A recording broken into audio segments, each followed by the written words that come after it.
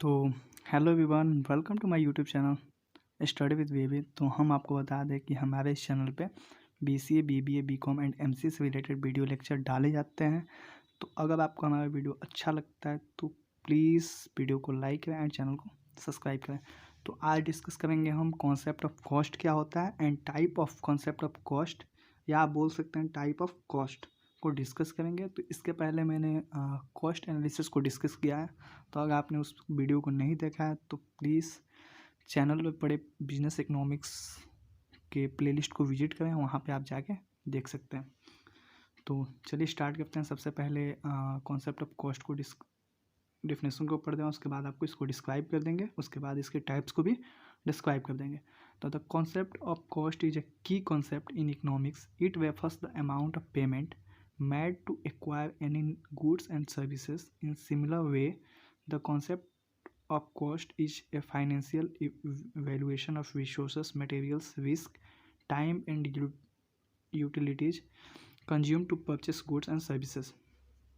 जो concept of cost होता है वो ये क्या होता है कि बिजनेस इकोनॉमिक्स का एक इम्पॉर्टेंट की कॉन्सेप्ट होता है कि हर एक इकोनॉमिक्स में, हर एक बिजनेस में कोई ना कोई प्रोडक्ट बन रहा तो उसका कुछ ना कुछ तो का कॉस्ट लगता ही होगा।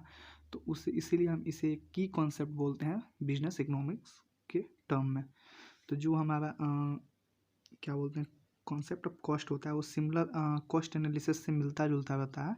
तो इसमें हम जो भी मटेरियल्स लेते हैं, टाइम्स लेते हैं, लेबर्स एम्प्लॉय इकट्ठा करते हैं, प्रोडक्ट को बनवाने में गुड्स एंड सर्विसेज खरीदते हैं, तो उसे हम कॉन्सेप्ट ऑफ कॉस्ट कहते हैं। ठीक है, तो इसमें बहुत सी चीज़ें होती हैं कॉन्सेप्ट ऑफ कॉस्ट में। तो आगे हम देख लेते हैं कि टाइप ऑफ कॉन्सेप्ट क्या होते हैं, टाइप ऑफ कॉस्ट कौन कौन से होते हैं, और इसको डिस्क्राइब कर देते हैं।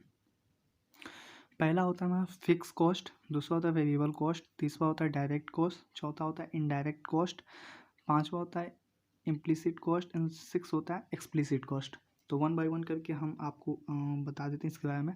तो फिक्स कॉस्ट वैसे कॉस्ट जो कि as the term of fix हो, कि उसकी जो भी वैल्यूएशन है या जो भी उसके रॉ मटेरियल्स ले रहे हैं उसमें कोई भी चेंजेस नहीं हो। जैसे कि इनपुट, आपने कोई रॉ मटेरियल एक प्रोडक्ट के लिए जितनी पैसे दिए हैं वो हमेशा फिक्स रहेंगे, वो अप एंड डाउन नहीं होंगे।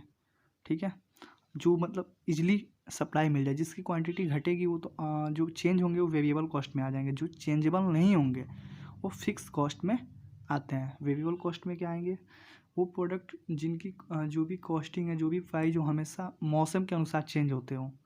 जैसे कि मैं एग्जांपल दे रहा हूँ कि मौसम पड़े तो कोई चीज़ें महंगी हो जाती हैं, कोई चीज़ें सस्ती हो जाती हैं। जैसे फॉर एग्जांपल कि अगर अभी ठंडी का सीज़न चल रहा तो वहाँ पे क्या होंगी, विंटर से रिलेटेड जो भी ठंड से रिलेटेड गर्म कपड़े हैं उनकी प्राइस क्या हो जाती है, बढ़ जाती है, और जो समर वाले कपड़े हैं उनकी क्या होगी, प्राइस घट जाती है। ठीक है, वही मैं बोलना चाहता हूँ कि वेरिएबल कॉस्ट हमेशा चेंज होती रहती हैं। डायरेक्ट कॉस्ट के टर्म में आपका एम्प्लॉय का सैलरी आ जाएगा। जैसे कि अगर आप एम्प्लॉय जो भी रखे हैं उसे तो आपको किसी भी हाल में मंथ के एंड में उसको पेमेंट करना पड़ेगा।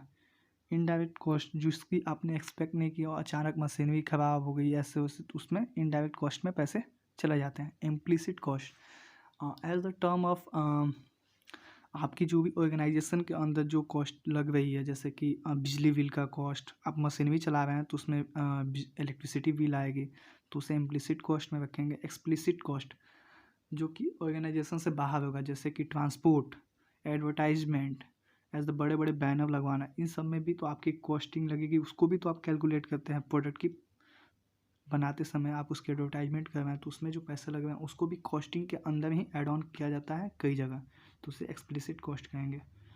तो आई होप कि आपको समझ में आया होगा concept of cost and type of cost के बारे में। तो मिलते हैं एक नई वीडियो के साथ। Thanks for watching my YouTube channel.